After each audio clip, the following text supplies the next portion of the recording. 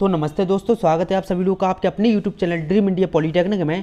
आज का video lecture हमारा पॉलीटेक्निक 5th सेमेस्टर के स्टूडेंट्स के लिए है और आज का वीडियो लेक्चर में हम अपने IMED के लेसन 3rd, लेसन 4th और लेसन 5th को जो कि है पूरी तरह से खत्म करेंगे। इसके बाद वाले वीडियो लेक्चर में आपका लेसन 6, 7, 8 और 9 को जो कि है कंप्लीट किया जाएगा। जैसा कि आप सभी लोगों को पता है कि आपके हमारे चैनल पर जो कि पॉलीटेक्निक 5th सेमेस्टर के सभी सब्जेक्ट की जो कि रिवीजन क्लासेस चल रही हैं, साथ ही साथ आपको ब्रह्मास्त्र सीरीज भी दी जाएंगी। और जिन लोगों ने अभी तक नोट्स नहीं लिए हैं तो हम आपसे बार बार कह रहे हैं कि नोट्स आप लोग जरूर से लें ताकि आपको पेपर में अच्छे नंबर लाने में आसानी मिले। तो चलिए आज का वीडियो लेक्चर शुरू करते हैं और अपना लेसन 3rd जो कि सबसे पहले स्टार्ट करेंगे। इसके बाद हम लेसन 4th और 5th लेसन के बारे में जो कि है समझेंगे। तो वीडियो भले ही लंबा हो आज का, लेकिन आज के वीडियो लेक्चर में जो कि है कम से कम आपको 10 से 15 नंबर जो कि है मिलने वाले हैं। तो वीडियो को लास्ट तक आप लोग जरूर से देखें। चलिए वीडियो को शुरू करते हैं। तो आज हम जानते हैं प्रोजेक्ट रिपोर्ट के बारे में क्या होता है। देखिए इसकी क्या उपयोगिता होती है, इसकी प्रोजेक्ट रिपोर्ट की क्या उपयोगिता होती है, इन सभी के बारे में जो कि आज हम पढ़ेंगे। प्रोजेक्ट रिपोर्ट होता क्या है इसके बारे में हम जान ले सबसे पहले कि एक प्रोजेक्ट रिपोर्ट में उद्यमी की सामान्य बातों से लेकर स्पेशल मैटर पर डिटेल एनालिसिस सम्मिलित होती है। उद्यमी की शैक्षिक तथा तकनीकी योग्यता, उसका पूर्ण अनुभव और उसका आत्मविश्वास, सामर्थ्य एवं ज्ञान, बाजार में प्रोडक्ट की मांग, उस मांग को पूरा करने वाले वर्तमान कंपनियां, वास्तव आपकी आवश्यकता, तकनीकी जानकारी और आपकी प्लॉट तथा मशीन और प्रोडक्ट की कीमत, शुद्ध लाभ तथा लोन संबंधित जानकारी आदि सभी प्रोजेक्ट रिपोर्ट के अंतर्गत या प्रोजेक्ट रिपोर्ट के आपके अंग होती हैं। तो प्रोजेक्ट रिपोर्ट में हमने सभी अभी जो कि पढ़ा है कि ये सभी चीज़ें जो कि है ये सभी चीज़ें प्रोजेक्ट रिपोर्ट के अंतर्गत आती हैं। तो ये देखिए आप लोगों ने जान लिया प्रोजेक्ट रिपोर्ट होता क्या है। अब इसके बाद देखिए हम पढ़ेंगे कि साथ ही साथ प्रोजेक्ट से जुड़ी आपकी इकोनॉमिक, टेक्निकल और आपका मैनेजमेंट, ठीक, आपका प्रबंधकीय और प्रोडक्शन आदि इन्फॉर्मेशन मेंशन की जाती है। किसके अंतर्गत? प्रोजेक्ट रिपोर्ट के अंतर्गत। अब हम जान ले प्रोजेक्ट रिपोर्ट की जो कि है क्या क्या उपयोगिता होती हैं। देखिए यह जिला उद्योग केंद्र DIC, यह जिला उद्योग केंद्र से शॉर्ट टर्म या आपका परमानेंट रजिस्ट्रेशन प्राप्त करने में सहायता देता है। ठीक, यह उद्योग आपका निदेशालय, ठीक, अथवा विकास निगमों से विकसित भूमि या शेड पाने के लिए जो कि है सहायता प्रदान करता है। इसके बाद देखिए प्रोजेक्ट रिपोर्ट किसे कहते हैं, तो इसके बारे में भी हम जान ले। प्रोजेक्ट रिपोर्ट किसे कहते हैं? देखिए प्रोजेक्ट रिपोर्ट किसे कहते हैं? किसी भी योग्यता या किसी भी योजना या परियोजनाओं को प्रारंभ करने से पहले, ठीक, प्रारंभ करने से लेकर उसकी सुचारू रूप से आपका संचालित होने तक का पूर्ण विवरण एक लिखित दस्तावेज या कागज पर तैयार करने ही आपका प्रोजेक्ट रिपोर्ट कहलाता है। देखिए यहाँ पर हमने जो आपको शुरुआत में बता दिया कि किसी भी योजना या परियोजनाओं को शुरू करने से पहले, ठीक, शुरू करने से लेकर उसको सुचारू रूप से चलाने तक जो भी आपकी बाधाएं आती हैं, जो भी काम आते हैं, उन सभी को प्रोजेक्ट रिपोर्ट के अंतर्गत लिखा जाता है। ये कागज पर संपूर्ण जो कि है पूरी विवरण उसका लिखा जाता है, उसी को हम प्रोजेक्ट रिपोर्ट कहते हैं। इसके द्वारा चलाई जाने वाली परियोजनाओं का व्यवहारिक आधार का मूल्यांकन किया जाता है। प्रोजेक्ट रिपोर्ट की अब देखिए अवधारणाओं को स्पष्ट कीजिए। प्रोजेक्ट रिपोर्ट की अवधारणाओं को स्पष्ट कीजिए। देखिए प्रत्येक नया उद्यमी जब कोई भी व्यापार प्रारंभ करता है तो उस व्यापार को प्रारंभ करने से पहले उसकी प्रोजेक्ट रिपोर्ट तैयार की जाती है। देखिए यहाँ पर आप समझिए कि जब भी हम कोई भी एक नया बिजनेसमैन, ठीक, कोई भी एक नया उद्यमी कोई भी एक नया व्यापार शुरू करता है तो उसके पहले उसकी जो कि है एक प्रोजेक्ट रिपोर्ट तैयार की जाती है, क्योंकि हर नए व्यापार को प्रारंभ करने से पहले प्रोजेक्ट रिपोर्ट की मुख्य भूमिका जो कि है होती है। अर्थात प्रोजेक्ट रिपोर्ट नामक आपका दस्तावेजी विवरण ब्यूरो और प्रस्तावित आपका व्यापार की संपूर्ण तस्वीर के बारे में विवरण प्रदान करता है। यह आपका प्रस्तावित योजनाओं में होने वाली सभी गतिविधियों की संभावनाओं का पता लगाने में सहायक होता है। लगभग प्रत्येक छोटे तथा बड़े व्यापार प्रारंभ करने वाली उद्यमी को प्रोजेक्ट रिपोर्ट तैयार करने की आवश्यकता पड़ती है। तो मान लीजिए देखिए प्रोजेक्ट रिपोर्ट क्या है, हमने इसके बारे में जान ला, और प्रोजेक्ट रिपोर्ट तैयार क्यों करनी पड़ती है हमने इसके बारे में भी जो कि है जान लिया है। तो प्रोजेक्ट रिपोर्ट उद्यमी की व्यापार या व्यवसाय से जुड़े इनपुट जानने में सक्षम बनाती हैं और उसकी उद्यमी को बैंक से ऋण प्राप्त करवाने में भी सहायता प्रदान करती है। तो ये है हमारी क्या प्रोजेक्ट रिपोर्ट। अब इसके बाद हम जानते हैं प्रोजेक्ट रिपोर्ट की विशेषताएं कि क्या क्या प्रोजेक्ट रिपोर्ट की विशेषताएं होती हैं। देखिए, जो नोट्स से आपको जो कि है वीडियो में पढ़ाया जा रहा है, यही नोट्स जो कि आपको पीडीएफ के रूप में दिए जा रहे हैं, ठीक है। और ये सभी पीडीएफ जो कि है पेड है, सभी लोगों को पता है। तो आप हमारे जो कि व्हाट्सएप नंबर है 8738816305, इस पर आप जो कि कांटेक्ट कर सकते हैं और आप सारी पीडीएफ जो कि है परचेज कर सकते हैं। देखिए, अब हम जानेंगे प्रोजेक्ट रिपोर्ट की विशेषता। लिखिए, तो प्रोजेक्ट रिपोर्ट की विशेषता क्या क्या है। यह किसी भी व्यापार को शुरू या प्रारंभ करने से पूर्व या पहले आवश्यक जानकारियाँ, सूचनाओं तथा विशेषज्ञों का भंडार है। प्रोजेक्ट रिपोर्ट की सहायता से आपके विशेषज्ञों की राय पर परियोजनाओं के विभिन्न पहलुओं का परीक्षण किया जाता है, ताकि बाद में उद्यमी को कोई जोखिम ना उठाना पड़े। इस रिपोर्ट के माध्यम से प्रस्तावित परियोजनाओं की आर्थिक व्यवहारिक का सही मूल्यांकन किया जा सकता है और प्रोजेक्ट रिपोर्ट नई परियोजनाओं से जुड़ी विभिन्न गतिविधियों का एक लिखित दस्तावेज है। ठीक, पांचवा हमारा है क्या, प्रोजेक्ट रिपोर्ट आपके विशेषज्ञों द्वारा तैयार की जाती है। छठवां है, इस रिपोर्ट के परियोजनाओं की पूर्ण जानकारी प्राप्त करने के बाद ही तैयार करना होता है।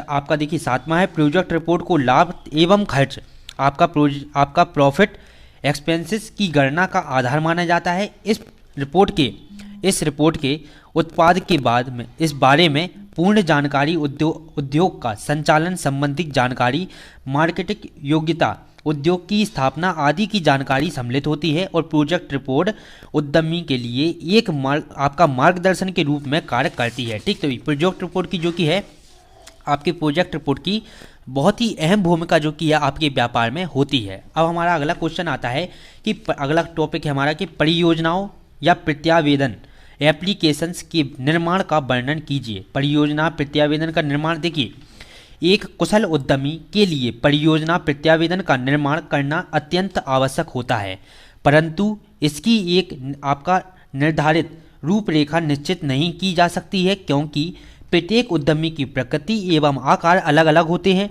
फिर छोटे स्तर के उद्यमी का परियोजना के लिए एक प्रतिवेदन उपयुक्त नहीं है।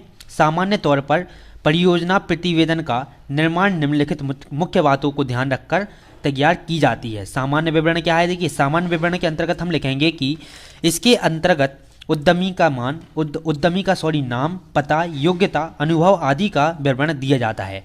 आपकी जो सामान्य विवरण होता है उसमें हम क्या क्या लिखेंगे, उद्यमी का नाम, पता, योग्यता, अनुभव आदि का विवरण दिया जाता है।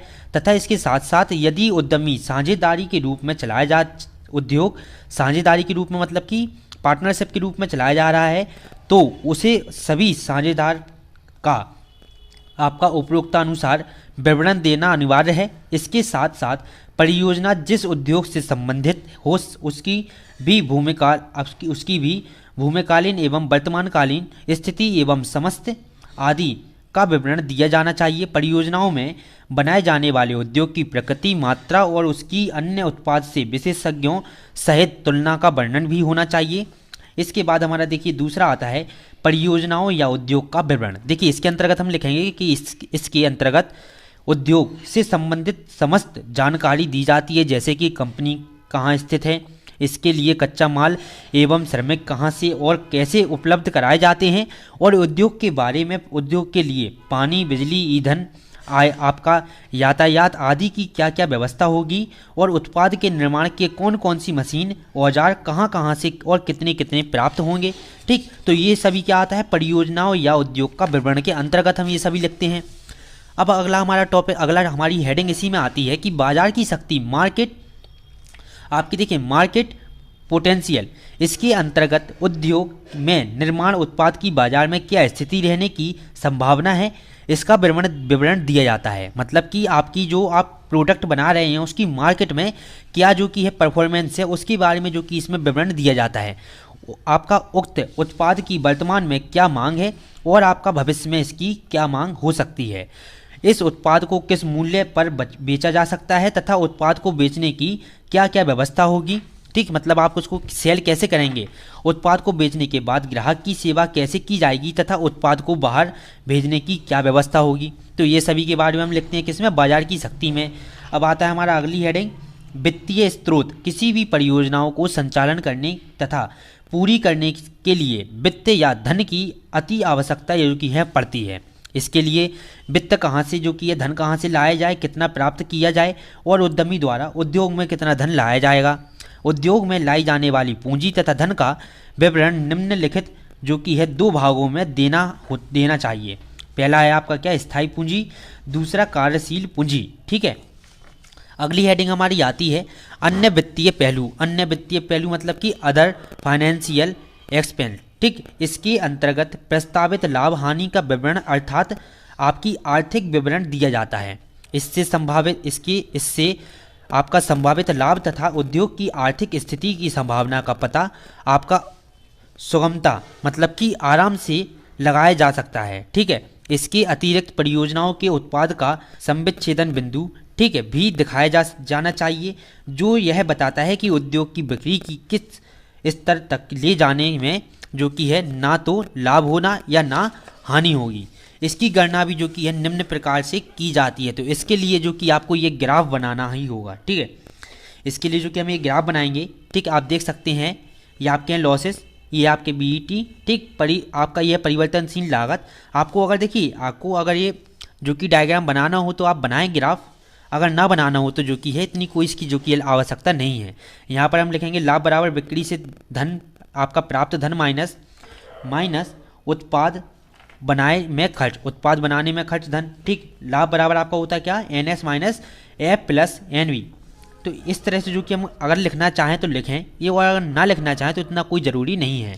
ठीक है, और देखिए आप लोगों को एक चीज़ बता दें, IMED जो कि है बहुत ही सरल टॉपिक है, केवल आपको एक बार पढ़ना है मन से। एक बार अगर आप मन से पढ़ लेंगे तो आपको बड़ी आसान तरीके से जो कि याद हो जाएगा। ठीक, एक दो बार आप रिवीजन करें तो आपको बड़ी आसानी से याद हो जाएगा। अब अगला टॉपिक हमारा आता है आर्थिक एवं आपका सामाजिक प्रभाव, इकोनॉमिक और सोशल इफेक्ट। ठीक है, आपकी परियोजनाओं का असर समाज पर आपका घटता तथा मीठा दोनों प्रकार से पड़ता है। अतः इस बिंदु के अंतर्गत उद्योग के द्वारा पर्यावरण पर दुष्प्रभाव का वर्णन करना आपका अनिवार्य है। देखिए ये सभी पॉइंट हम किसके पढ़ रहे हैं, आपकी परियोजना प्रत्यावेदन मतलब कि एप्लीकेशंस में, मतलब आपकी कौन कौन सी एप्लीकेशन में किस किस चीज़ का जो कि है वर्णन किया जाता है। ये सभी पॉइंट हम इसी के बारे में जो कि पढ़ रहे हैं। ठीक है, देखिए अंतर्गत उद्योग के बारे में आपका पर्यावरण पर दुष्प्रभाव का वर्णन करना आपका अनिवार्य है एवं इसके प्राप्त होने वाले सामाजिक एवं आर्थिक लाभ का भी वर्णन करना अनिवार्य है, जैसे कि रोजगार कितना बढ़ेगा, स्थायी लोग का क्या लाभ होगा तथा इस क्षेत्र का क्या विकास होगा। ठीक, तो इस सभी के बारे में जो कि हमको चुकी है जानकारी देनी होगी। अब इसके बाद आता है समय वृद्धि टाइम आपका बाउंड्स। ठीक है, समय वृद्धि देखिए क्या है कि परियोजना प्रत्यावेदन में प्रत्येक स्तर पर लगने वाले समय की आपकी तालिका अपने आवेदन के साथ संलग्न, ठीक, अपने आवेदन के साथ जो कि है संलग्न करनी चाहिए या लगानी चाहिए, मतलब कि उसके साथ जोड़नी चाहिए तथा इसे समय समय पर पूरी किए जाने की कसम भी उद्यमी को लेनी चाहिए ताकि परियोजना समय पर पूरी हो सके, अन्यथा इसके काफ़ी नुकसान उठाना पड़ सकता है। ठीक है, विलंब होने पर परियोजनाओं की आपकी लागत बढ़ने के कारण आपका अनावश्यक बाधाएं उत्पन्न हो जाएगी जिनसे क्या होगा, उभरना बहुत ही कठिन हो जाएगा। अब इसके बाद देखिए अगला टॉपिक आपका आता है कि सम विच्छेदन विश्लेषण, ब्रेक एवर एनालिसिस से आप क्या समझते हैं। सम विच्छेदन विश्लेषण, अब इससे हम क्या समझते हैं, देखिए सबसे पहले तो हम जान लेते हैं कि सम विच्छेदन विश्लेषण होता क्या है। ठीक है, यह परियोजना प्रारंभ करने से पूर्व परियोजनाओं में लाभ तथा हानि की सूचना या संकेत प्रदान करता है। मतलब कि इस परियोजना को जो कि शुरू किया गया क्यों कि आपकी जो पहले की परियोजनाओं हैं उनमें लाभ तथा हानि की सूचना या संकेत प्रदान करती है हमको क्या, समविच्छेदन विश्लेषण। इसलिए यह अत्यंत लाभदायक सिद्ध हुआ है। ठीक, यद्यपि यह आपकी विश्लेषण वित्तीय प्रबंधन से संबंधित है, जो कि आपका आमदनी, इनकम तथा खर्च पर आपका सामान्य प्रभाव से अध्ययन के योग्य बनाता है।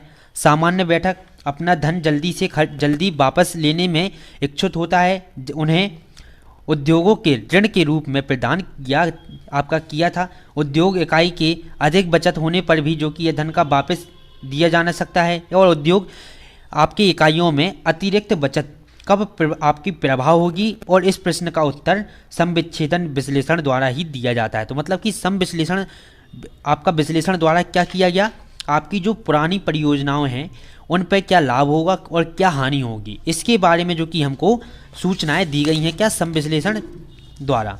अब इसके बाद देखिए इसमें हम आगे जानेंगे कि सम विच्छेदन विश्लेषण की धारणा क्या है। देखिए, माल तथा मूल्य का अध्ययन कुल माल तथा कुल मूल्य की ओर ध्यान करके दिया जा सकता है, और सम विच्छेदन विश्लेषण यह सूचना आपकी सूचित करता है कि उद्योग में कितनी नगों की जो कि है संख्या, कितने नगों की संख्या निर्मित की जाए कि कुल माल तथा कुल मूल्य सामान्य हो जाए। ठीक, सामान्य हो जाए मतलब कि बराबर हो जाए। अतः सम विच्छेदन विश्लेषण एक ऐसी बिंदु या उत्पादन की स्थिति को ज्ञान करता है जहां माल तथा मूल्य सामान्य हो, इसके सम विच्छेदन बिंदु कहते हैं। यह आपका देखिए सर्वविदित, यह आपका सर्वविदित है कि कम उत्पादन करने वाली कंपनी या फैक्ट्री हानि में चली जाती हैं तथा अधिक उत्पादन करने वाली कंपनी लाभ में चली जाती है। सभी लोगों को पता है कि अगर जो भी कंपनी आपकी किसी भी सामान को कम बना रही है तो वो धीरे धीरे जो कि घाटे में चली जाएगी, और जो बड़ी फैक्ट्री है तो वो धीरे धीरे लाभ में जाती है।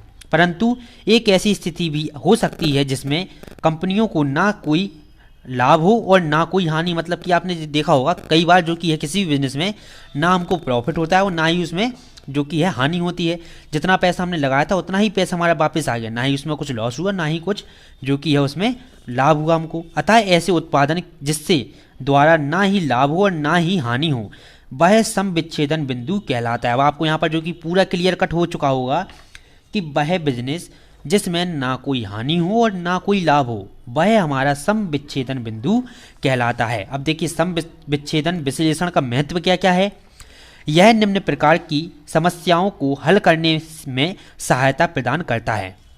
बिक्री की मात्रा को आपकी आवश्यकता हो, बिक्री की मात्रा जो आवश्यकता हो, ठीक, आपकी पूंजी लागत पर आपके न्याय संगत वापसी के लिए, साधारण तथा आपका अपेक्षाकृत लाभांश के लिए, सुरक्षा के लिए एक वस्तु का मूल्य निर्धारण करना, ठीक, प्रति इकाई अस्थायी मूल्य को निर्धारण करना और कितने प्रतिशत लाभ प्राप्त होगा, यह आपका प्रत्यक्ष रूप से परिवर्तनशील लागतों पर निर्भर करता है। फैक्ट्री में परिवर्तनशील लागत तथा लाभांश का अनुपात जितना अधिक होगा उतना संख्या को जो कि है अधिक लाभ प्रदान होगा।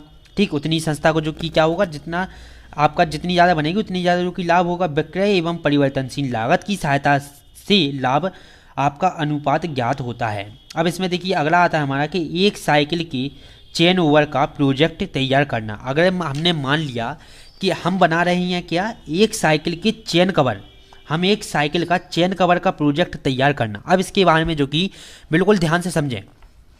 उत्पाद एवं इसका उपयोग, सबसे पहले हम क्या लिखेंगे, उत्पाद और इसका उपयोग। ठीक है, तो देखिए चेन कवर्स बाइसिकल का एक अत्यंत महत्वपूर्ण सहायक अंग है।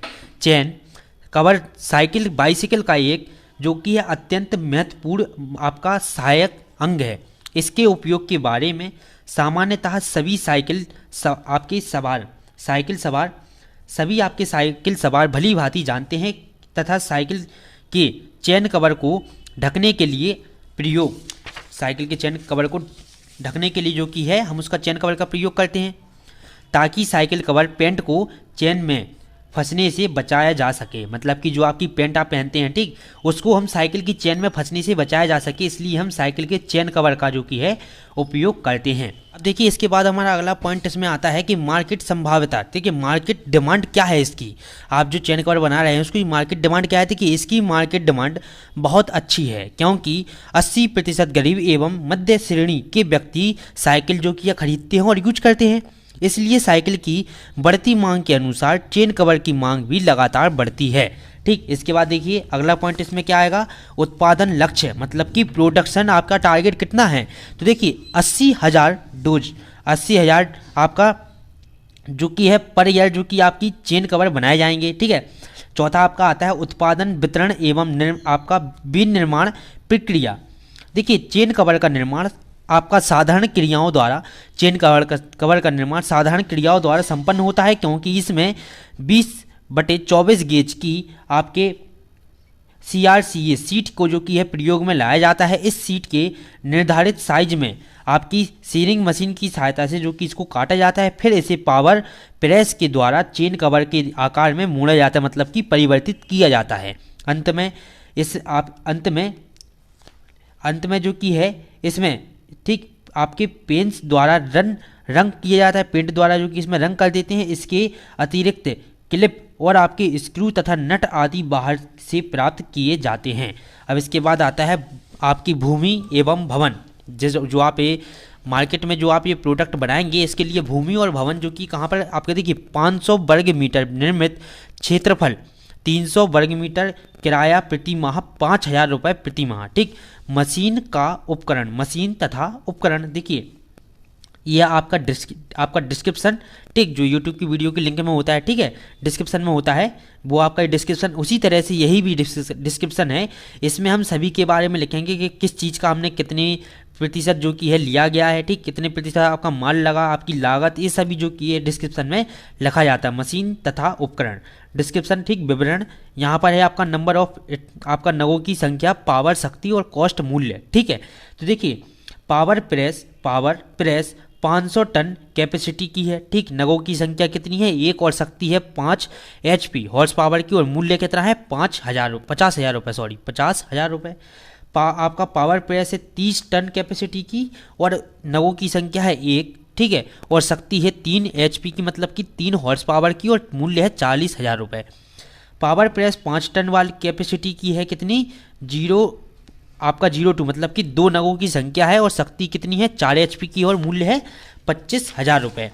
इसके बाद देखिए आपका चौथा यहाँ पर पॉइंट आता है कि 5 स्टेज ट्रांसफॉर्मर प्रेस 10 टन की कैपेसिटी वाली जो कि मशीन आपकी है कितनी, 2 हैं, 4 HP की, 500 जिसकी 50,000 जिनकी प्राइस है। ठीक है, बेंडिंग मशीन कितनी है आपकी, 1000 × 3 आपकी मिलीमीटर कैपेसिटी की है, एक मशीन है, और 50 जो कि है वो 5 HP की है, और 60,000 रुपये की है।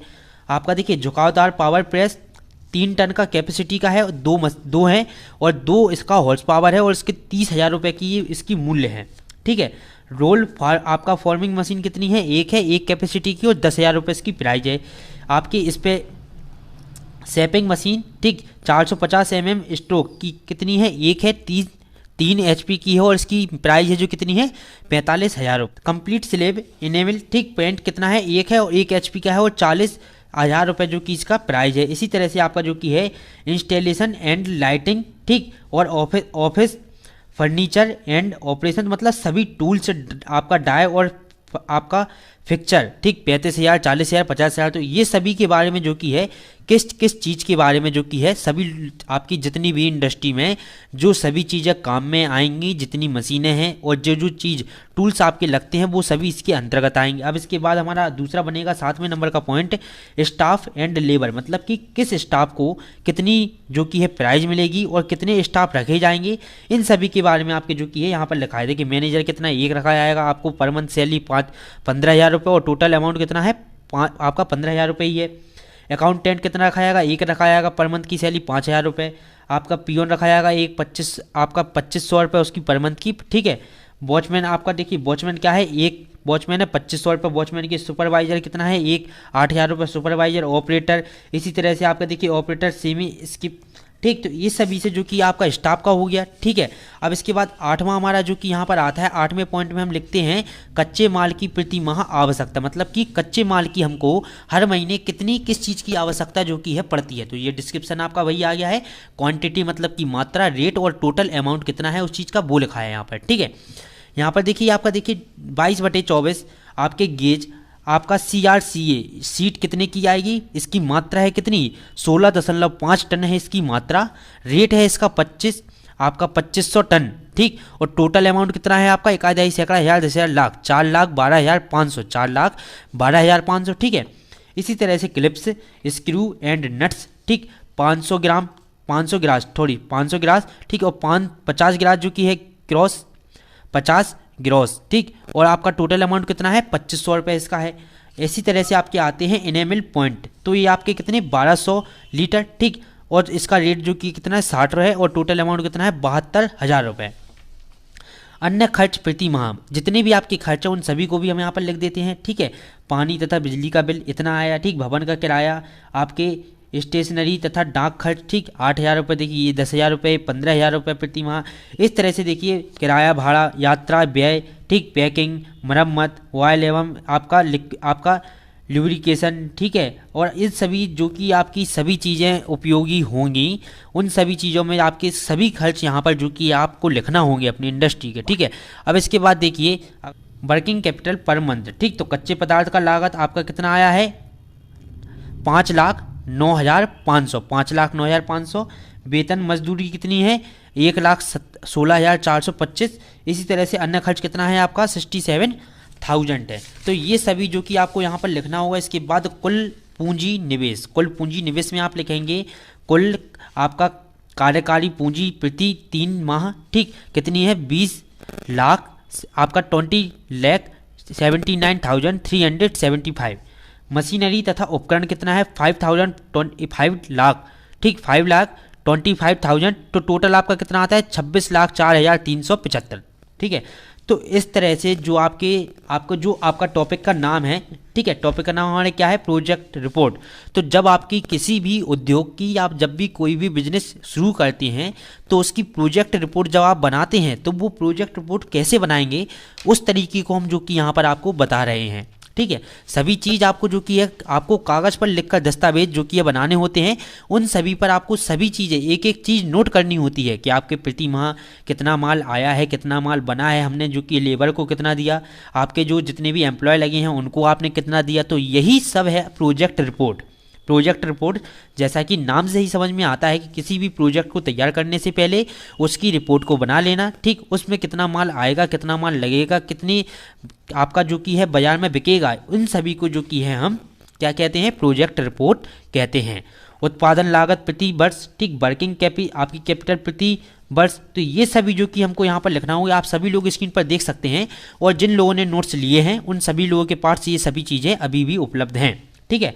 प्रति वर्ष बिक्री का आपका विवरण, ठीक, ये सभी जो कि आपको लिखना होगा। लाभांश प्रॉफिट आपके क्या क्या हुआ, बिक्री से प्राप्त आय माइनस आपका उत्पादन लागत। आपके देखिए लाभ, आपका प्रॉफिट निकालने के लिए क्या करना होगा, हमें बिक्री से प्राप्त लाभ आय को उत्पादक लागत से जो कि है घटा देना होगा। तो आपकी ये जो कि निकल कर आ जाएगा लाभ।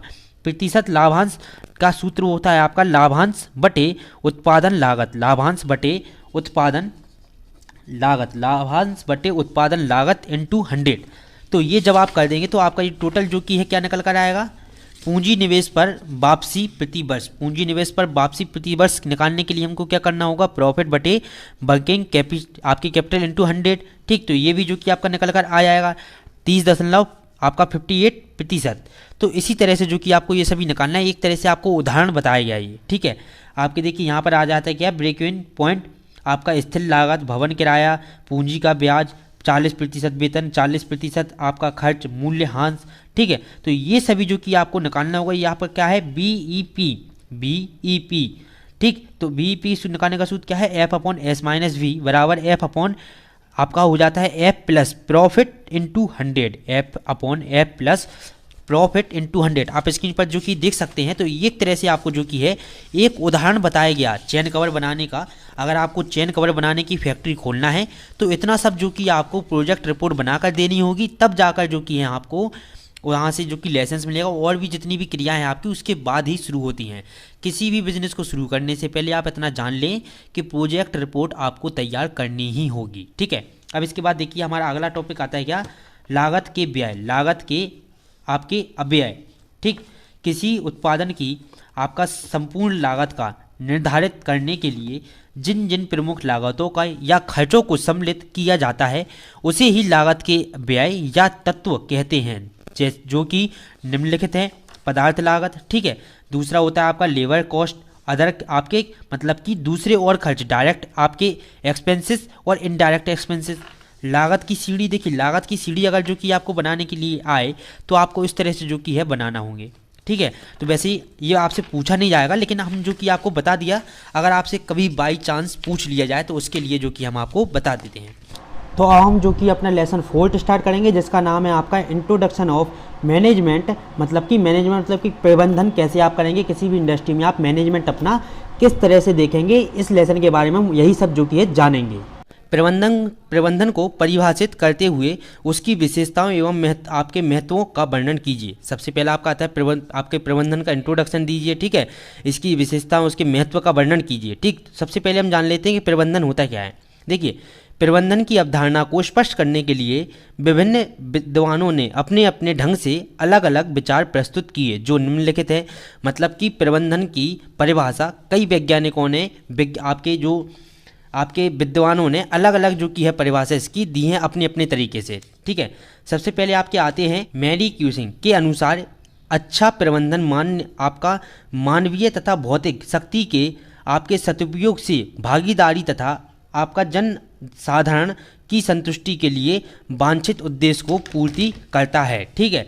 इसके बाद दूसरे आपके जो वैज्ञानिक हैं उनका नाम है स्टैनले वेंस, ठीक, के अनुसार प्रबंधन केवल आपके निर्णय करने तथा मानव की योग्यता को सही दिशा में नियंत्रण मतलब कि कंट्रोल करने की विधि है, ताकि आपका निर्धारित लक्ष्यों की प्राप्ति निर्धारित समय में हो सके। मतलब कि इनके अनुसार क्या है, प्रबंधन के द्वारा हम जो आपका निर्धारित लक्ष्य है उसको प्राप्त करने में आपका एक निर्धारित समय लगता है। CW आपका विल्सन के अनुसार निश्चित उद्देश्यों की प्राप्ति के लिए मानवीय शक्ति के प्रयोग एवं निर्देशों की प्रक्रिया को प्रबंधन कहते हैं या प्रबंधन कहलाती है, ठीक। आपके चौथे आते हैं वैज्ञानिक हेरोल्ड, ठीक। हेरोल्ड के अनुसार प्रबंधन आपके औपचारिक रूप से संगठित दलों में व्यक्तियों के द्वारा तथा उनको साथ लेकर काम करने एवं कराने की विशेष कला है। मतलब कि प्रबंधन क्या है, सभी संगठन के जितने भी आपके व्यक्ति हैं उन सभी को साथ लेकर चलना और उनसे काम सही ढंग से कराना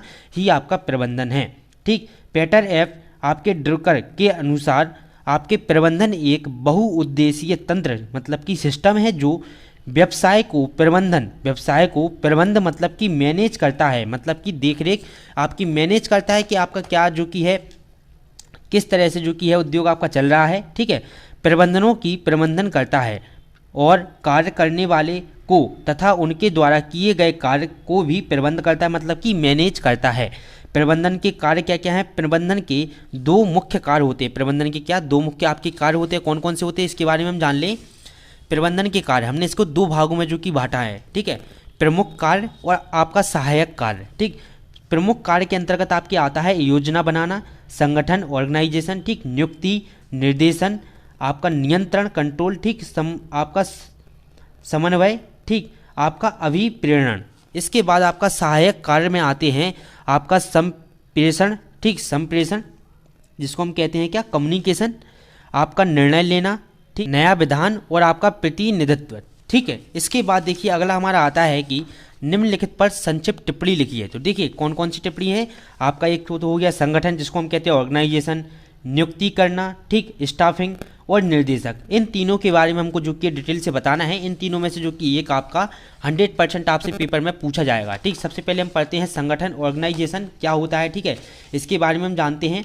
देखिए ऑर्गेनाइजेशन आपका देखिए मैकफॉर्लैंड के अनुसार संगठन का अर्थ व्यक्तियों के समूह से है जो निर्धारित लक्ष्य को प्राप्त करने के लिए मिलकर कार्य करते हैं। श्री ELF ब्रिज के अनुसार संगठन आपका प्रबंधन का एक ढांचा है क्योंकि यह संपूर्ण आपका उत्तरदायित्व को प्रभावी रूप से निभाने के लिए उपयोग भागों एवं समूहों को में जो कि है बांटता है। आपका देखिए FL उर्विक के अनुसार संगठन एक निर्धारित करता है, ठीक, निर्धारित करता है कि आपके उद्देश्यों अथवा योजनाओं को प्राप्त करने के लिए क्या क्या क्रियाओं करनी हो आवश्यकता होगी, मतलब हमको क्या क्या काम जो कि है करने होंगे तथा इनको ऐसे समूहों के क्रमबद्ध करना जिससे कि उन्हें अलग अलग व्यक्तियों को सौंप कर पूरा किया जा सके, ठीक। हेनरी फेयोल के अनुसार संगठन को दो भागों में जो कि है विभाजित बांटा जाता है। विभाजित किया जाता है मतलब कि बांटा जाता है। सबसे पहला आपका भाग आता है क्या, आपका मानवीय संगठन। ठीक है, क्या आता है पहले, मानवीय संगठन। मानवीय संगठन के अंतर्गत आता है कि इसके अंतर्गत व्यवसाय के लिए श्रमिकों एवं अन्य कर्मचारियों के संगठित सभी कार्य सम्मिलित किए जाते हैं। दूसरा आता है क्या, भौतिक संगठन। तो भौतिक संगठन के अंतर्गत आते हैं कि इसके अंतर्गत व्यवसाय के लिए कच्चा माल, अन्य सभी आवश्यकता आपके सामान की व्यवस्था करानी जो कि है सम्मिलित है। ठीक, इसके बाद अगला आता है आपका नियुक्ति करना, मतलब कि स्टाफिंग करना। तो देखिए जॉर्ज आर टेरी के अनुसार नियुक्तियां करना आपका संतोषजनक एवं संतुष्ट कार्य शक्ति को प्राप्त करना, उसे बनाए रखने का कार्य जो कि होता है। श्री कुंटज ओ आपका डोनेल के अनुसार नियुक्ति में संगठन आपकी संरचना का जन प्रबंध सम्मिलित होता है, जो कर्मचारियों का उचित एवं प्रभावी चयन, आपका मूल्यांकन, ठीक, मूल्यांकन तथा नियुक्ति व्यक्तियों का विकास करता है, जिससे कि क्या होता है, जिससे कि वे आपके संरचना के अनुसार योगदान प्रदान करते हैं। इसके बाद आता है आपका निर्देशक। ठीक, निर्देशन क्या है, साधारण बोलचाल में निर्देशन का तात्पर्य अन्य व्यक्तियों से कार्य कराना है, परंतु प्रबंधकीय कार्यों मतलब कि आपका मैनेजमेंट वर्क में निर्देशक का अर्थ आपके अधीनस्थ कर्मचारियों का मार्गदर्शन करना एवं उनका आपके परिवेक्षण करना होता है। विभिन्न अर्थशास्त्रियों के अनुसार निर्देशक को निम्न प्रकार परिभाषित किया जाता है। ठीक, आपके पहले आते हैं थियो हेमन के अनुसार आपके निर्देशक के अंतर्गत उस सभी जो कि है प्रक्रिया एवं तकनीकों को शामिल किया जाता है, जिसका उपयोग निर्देशों को आपके निर्गत करने और यह देखने के लिए किया जाता है कि सभी कार्य पूर्ण निर्धारित योजना के अनुसार संपन्न हो रहे हैं या नहीं हो रहे हैं। तो ये था आपका निर्देशन। निर्देशन में ही हम आगे लिखेंगे कि न्यूमैन के अनुसार निर्देशन एक क्या है, अधिशासी द्वारा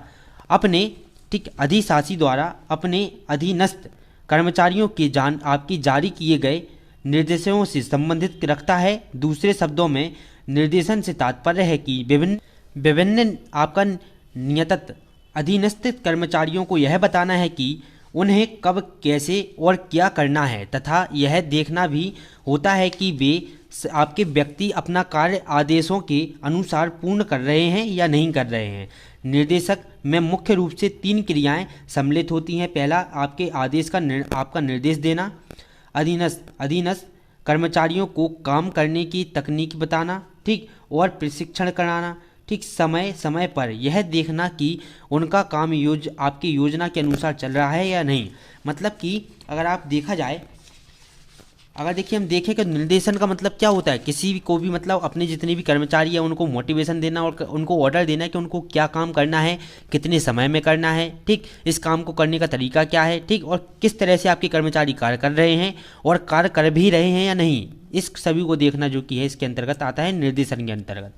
अब आता है दूसरा, कंट्रोल।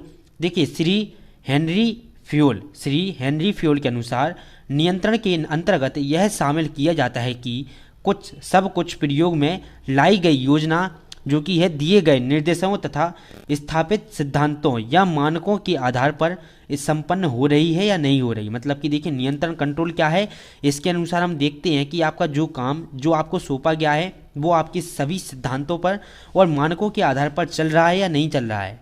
इसका उद्देश्य कर्मचारियों एवं गलतियों को बताना है, कर्मचारियों को उनकी गलती को बताना है, जिससे उनको सुधारा जा सके, इसकी आपका पुनरावृत्ति को रोका जा सके, ठीक, मतलब वो दोबारा से जो गलती है वो ना करें। आपके प्रोफेसर थियो हेमन के अनुसार नियंत्रण जांच पड़ताल के द्वारा एक ज्ञान करने की क्रिया है कि आपकी योजना के अनुसार पूर्ण हो रहा है या नहीं हो रहा। देखिए उद्देश्यों एवं लक्ष्यों की प्राप्ति की दिशा में उचित प्रगति की हो रही है या नहीं हो रही है। यदि कोई जो कि आपका विचलन दिखाई देता है तो उसको सुधारने के लिए तुरंत आवश्यक कार्यवाही करना होता है, ठीक है। गैरी कुर्सिंग नाइकल्स के अनुसार नियंत्रण निर्धारित लक्ष्यों और निर्देशों के संतुलन बनाए रखता है। नियंत्रण योग्यता में जो कि है निम्नलिखित तत्व सम्मिलित किए जाते हैं, कौन कौन से, किस उद्देश्य की जो कि है प्राप्ति करनी है, ठीक, प्रक्रिया कैसे किसके द्वारा तथा कब योजना की जो के अनुसार प्रारंभ की जा सके, ठीक, विधि का निर्धारण करना जिसके कार्य संपन्न में उचित गुणवत्ता का प्रदान हो, ठीक, और मूल्यांकन कार्य कितना सफल से किया जा सकता है। तो ये सभी जो कि है आपका इसके कंट्रोलिंग के अंतर्गत आता है, नियंत्रण के अंतर्गत आता है। अब अगला टॉपिक हमारा इसके अंतर्गत आता है क्या, संगठन की आपकी संरचना उदाहरण सहित बताइए। संगठन की संरचना। डॉक्टर विलियम आर स्प्रिगल के अनुसार संगठन वह तंत्र है जो कि प्रशासन एवं प्रबंधन के बीच में आपका समन्वय स्थापित करता है, ठीक। आपका ओलिवर सेल्डन के अनुसार प्रशासन द्वारा निर्धारित नीतियां एवं उद्देश्यों को आपके क्रियान्वित करने के लिए जो कि है प्रबंध जिस तंत्र का प्रयोग किया जाता है उसको हम संगठन कहते हैं। संगठन की विशेषता क्या क्या होती हैं, श्रमिकों अथवा कर्मचारियों के मध्य उत्पन्न विवाद को जो कि सुलझाना, ठीक, संगठन के द्वारा उत्पन्न जो कि उत्पाद के विभिन्न साधनों में आपका समन्वय, ठीक, स्थापित किया जा सकता है। इसके बाद देखिए अगला आपका आता है क्या, यह एक सरल संचार व्यवस्था है जो आपके प्रबंधकों की मदद करता है। संगठन द्वारा क्रियाओं का सही एवं योग्यतानुसार जो कि आपका संचालन किया जाता है। संगठन द्वारा उद्देश्यों की जो कि है पूर्ति करने के लिए आपका उत्तरदायित्व निर्धारित किया जाता है। संगठन द्वारा कार्य की पुनरावृत्ति को रोका जा सकता है। कार्य और गतिविधियों के जो कि है बीच उचित विवरण में मदद करता है, ठीक। संगठन क्या है, यह न्यूनतम व्यय पर आपका साधनों के अधिकतम इस्तेमाल को जो कि है सुनिश्चित करता है, ठीक है। यह बिना अतिरिक्त भार बढ़ाए और आपका पर्याप्त नियंत्रण के साथ संगठन के विस्तार को पूरा करता है। अब इसके बाद देखिए इसमें हम दिखेंगे कि औद्योगिक संगठन के प्रकार कितने प्रकार के होते हैं। देखिए आपके औद्योगिक संगठन का वर्गीकरण निम्न प्रकार समझा जा सकता है। सबसे पहला आपका आता है आकार के आधार पर वर्गीकरण। उद्योग के उनके आकार के अनुसार कुटीर उद्योग, ठीक, सूक्ष्म उद्योग, लघु उद्योग, मध्य उद्योग तथा आपका भारी उद्योग के रूप में जो कि ये विभाजित किया जा सकता है। बाजार में आपकी स्थिति के आधार पर उद्योग को बाजार में उनकी स्थिति तथा प्रभाव के आधार पर पूर्ण प्रतियोगी उद्योग, आपका एकाधिकारी उद्योग और आपका द्विधिकारी उद्योग के रूप में वर्गीकृत किया जा सकता है। देश के आधार पर देखिए देसी उद्योग, विदेशी उद्योग। सबसे पहले हम जानते हैं कि, ठीक, इसके बाद देखिए आपका आता है क्या अगला, स्वामित्व के आधार पर वर्गीकरण। देखिए स्वामित्व के आधार पर वर्गीकरण क्या है, उद्योग को स्वामित्व के आधार पर एकल उद्योग और साझेदारी उद्योग तथा कंपनी उद्योग के रूप में वर्गीकृत किया जा सकता है। इसके बाद देखिए अगला आपका आता है औद्योगिक संगठन के लाभ। औद्योगिक संगठन के लाभ में हम पढ़ते हैं कि देखिए औद्योगिक संगठन से हमको कौन कौन से लाभ होते हैं। संगठनों का जो कि है भरपूर उपयोग होता है, बाजार विकास में सहायता मिलती है, आर्थिक प्रगति का सूक्ष्म, ठीक, रोजगार की प्राप्ति होती है, जीवन स्तर के सुधार में सहायता होती है, अन्य सुविधाओं के विकास में सहायता होती है, समाज के आर्थिक विकास में सहायता होती है, ज्ञान एवं कौशल का आपका सदुपयोग होता है और देश के सर्वोगीण विकास में जो कि है सहायता मिलती है। अब इसके बाद हमारा अगला आता है कि निम्नलिखित पर संक्षिप्त टिप्पणी लिखिए। सबसे पहला आपका आता है रेखा संगठन, ठीक, रेखा एवं स्टाफ संगठन और क्रियात्मक संगठन। ये सभी के बारे में जो कि आपको डिटेल से बताना है, ठीक है। सबसे पहला हमारा आता है आपका रेखा संगठन, जिसको हम कहते हैं लाइन ऑर्गेनाइजेशन। यह सबसे पुराना आपका संरचनात्मक ढांचा है। यह सबसे पुराना संरचनात्मक ढांचा है। इस प्रकार के संगठन में अधिकारियों की रेखा सीधी आपके सर्वोच्च अधिकारियों के निम्नवत स्तर में कर्मचारियों की ओर चलती है तथा आपका दायित्व की रेखा निम्न स्तर से कर्मचारियों से शीर्ष स्तर के अधिकारी तक चलती जाती है। दूसरे शब्दों में इसका संगठन एक आदेश रेखा वृद्धि स्थिति में होता है। इससे सैनिक संगठन इसे जो कि हम सैनिक संगठन मतलब कि मिलिट्री ऑर्गेनाइजेशन या क्रम संगठन या विभाजित संगठन या आपका लंबवत संगठन आदि नामों से जो कि है भी जानते हैं। देखिए आर.सी. डर्विस के अनुसार रेखा संगठन अधिकारियों एवं कर्मचारियों के बीच ऐसा आपका क्रमागत व्यवसाय है जो उद्योग या संगठन या विभाग के सर्वोच्च अधिकारियों से निम्नलिखित कर्मचारी तथा विस्तृत होती है। देखिए प्रोफेसर रेमांड मिलकर के अनुसार रेखा संगठन वह है कि जिसमें अनुवृत्ति की उन शर्तों के अधीन है जो कि कर्मचारियों को संगठन के प्रति दायित्व निभाने के लिए आपका बाध्य करती है, और अर्थात एक अधिकारी के अपने आपकी अनिष्ट पर पूर्ण आपके सत्ता प्राप्त होती है। अब इसके बाद हमारा आता है रेखा संगठन की विशेषताएं, मतलब कि रेखा संगठन की क्या क्या विशेषताएं होती हैं इसके बारे में भी जो कि हम जान लेते हैं। देखिए प्रत्येक छोटे कर्मचारी अपने से तुरंत बड़े अधिकारी के प्रति उत्तरदायित्व होते हैं। आदेश तुरंत बड़े अधिकारी द्वारा दिए जाते हैं। इसमें आदेश का रेखा प्रवाह आपका लाइनियर फ्लो होता है, अर्थात आदेश ऊपर से नीचे की ओर चलते हैं। संगठन के सदस्यों के बीच आपके संप्रेषण बना रहता है और प्रत्येक अधिकारी के नीचे एक अधीन कार्य करने वाले कर्मचारियों की संख्या सीमित होती है। अब इसके बाद हम जान लेते हैं इसके एडवांटेज, रेखा संगठन के क्या क्या लाभ होते हैं। देखिए आपके सबसे पहला होता है आपका समन्वय। ठीक, पूरे दायित्व निभाने के प्रमुख हाथों में होने के कारण विभाग के कर्मचारियों के मध्य अच्छा आपका समन्वय बना रहता है, अच्छा समन्वय बना रहता है। ठीक, इसके बाद आपका आता है क्या दूसरा इसका लाभ, सरलता है इसकी लाभ। देखिए यह संगठन स्थापित करने में तथा आपके सामान्य में बहुत सरल होता है, मतलब कि संभालने में बहुत सरल होता है। इसलिए विभाग के प्रमुख के पास विभाग के आपके संबंधित निर्णय लेने के समस्त अधिकारी होते हैं और आपके प्रत्येक विभाग के पास समान स्तर के अधिकारी होते हैं। शीघ्र निर्णय, ठीक, इसका एक लाभ दूसरा और भी है, शीघ्र निर्णय मतलब कि इसमें जल्दी जो कि है निर्णय हो जाता है, क्योंकि समस्त प्रबंधन का कार्य महाप्रबंधन के पास होता है, इसलिए निर्णय लेने में कोई समय नहीं लगता है। चौथा हमारा आता है स्पष्ट अधिकारी एवं दायित्व। पांचवा आता है मजदूर अनुशासन, मतलब कि निर्देशनों को पालन करने के लिए एवं निर्देशन आपके नियंत्रण करने हेतु एक संगठन के द्वारा मजबूत अनुशासन बनाए रखने में सहायता मिलती है। अब इसके बाद आता है रेखा आपका संगठन की हानियां, मतलब कि इसकी क्या क्या हानियां होती हैं इसके बारे में भी जो कि हम जान लेते हैं।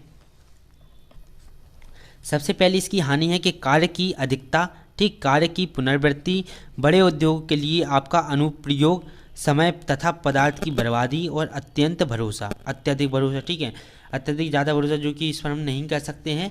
इसके बाद देखिए आता है रूप, आपका रेखा संगठन दो प्रकार के होते हैं। पहला आपका होता है विशुद्ध रेखा संगठन। ठीक, विशुद्ध रेखा संगठन क्या होता है, इसमें एक स्तर पर प्रायः एक ही प्रकार की क्रिया होती हैं। विभिन्न वर्गों में कार्य का आपका विभाजन केवल प्रबंधन एवं निरीक्षण की सुविधा के दृष्टिकोण से होता है, ठीक, नज़रिए से जो कि है होता है।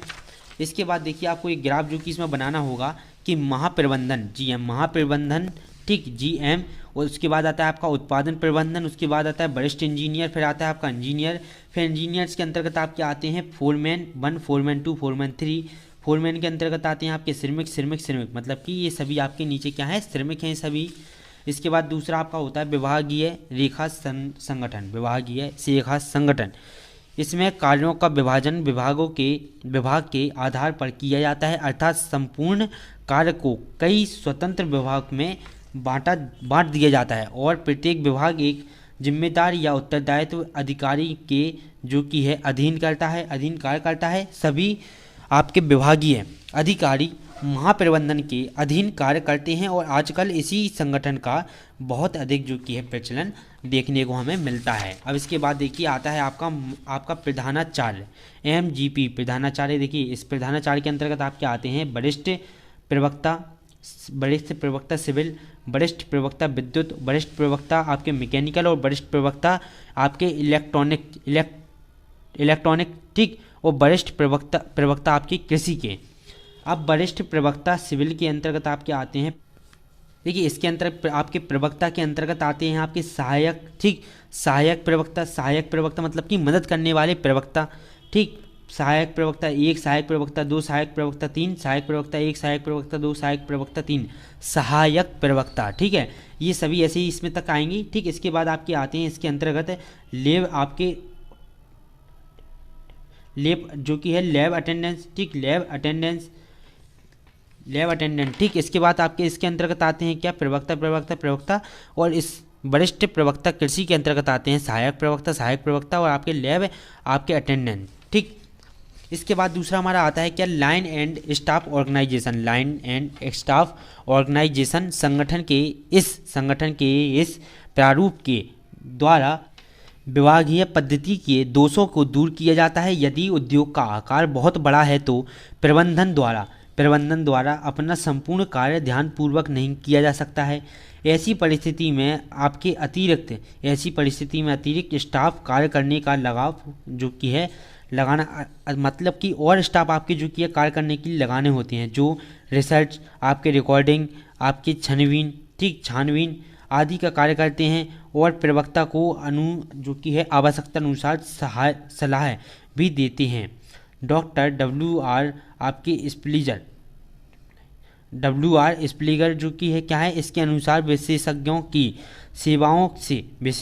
सेवाओं से युक्त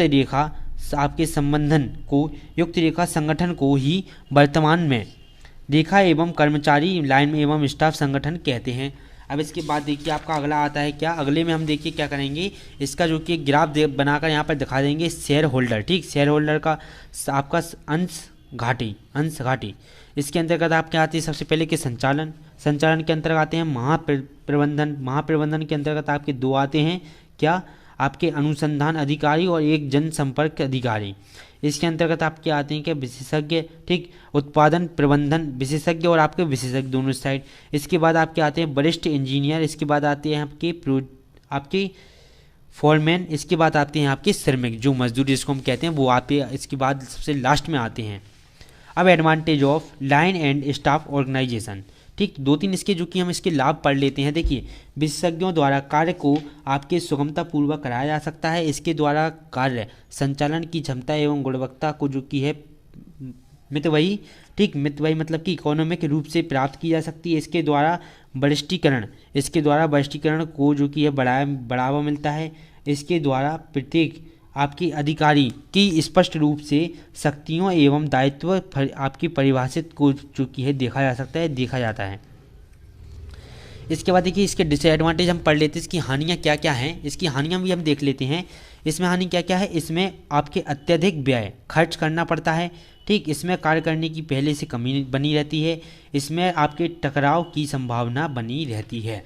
तो ये थे हमारे advantage of line and staff organisation के। इसके बाद हमारी कुछ हानि इसमें यहाँ पर और लिखी हुई हैं कि प्रबंधन की अनुपस्थिति में सहायक आपके स्टाफ के पास यह अधिकार नहीं होता है कि वह अन्य अधिकारियों में अपने आपके सुझावों का जो कि है पालन करवा सकें, ठीक। देखिए उत्तरदायित्व न होने के कारण स्टाफ के कर्मचारी अधिकारी से अलग अलग जो कि है पड़ जाते हैं और अपनी राय देने से बचते हैं, ठीक है। इसके बाद हमारा अगला जो कि पॉइंट है वो हमारा फंक्शन ऑर्गेनाइजेशन, क्रियात्मक संगठन के दौरान प्रबंधन की गतिविधियों को या क्रियाकलापों को इस प्रकार आपका वितरित करते हैं, मतलब कि बांटते हैं, ताकि प्रत्येक प्रमुख या आपके अध्यक्ष जो कार्य प्रबंधन के अधीन या नीचे कार्य करेंगे उनके कुछ गलतियां या आपके क्रियाकलाप करने पड़ते हैं, जिससे वे विशेषज्ञ बन जाते हैं, मतलब कि उस चीज़ के जो कि मास्टर एक तरह से आप कह सकते हैं। इस संगठन में शीर्ष से नीचे की ओर कुछ अधिकारी आपके वितरित हो जाते हैं, मतलब कि बट जाते हैं,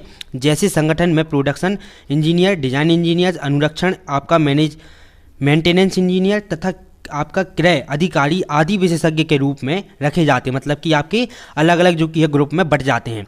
प्रत्येक विशेषज्ञ दूसरे आपके विभागों के आपके फोरमैन तथा कर्मचारियों को भी कार्य करने की सलाह दे सकता है।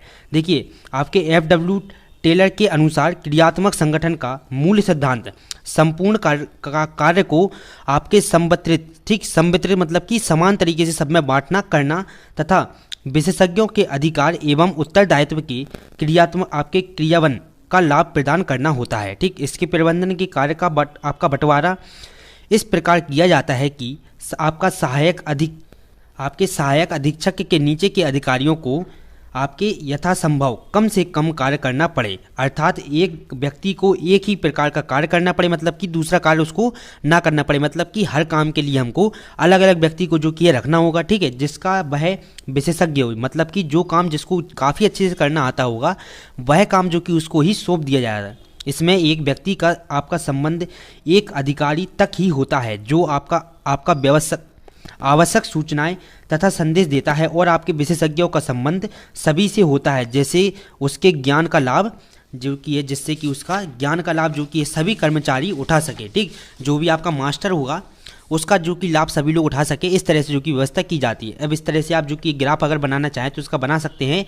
जनरल मैनेजर, ठीक, सी आपका जीएम, प्रोडक्शन मैनेजर, आपका डिजाइन इंजीनियर, ठीक, क्वालिटी कंट्रोल मैनेजर, इस तरह से जो कि आप इसका फोरमैन है आपके, और ये आपकी नीचे है लेबर।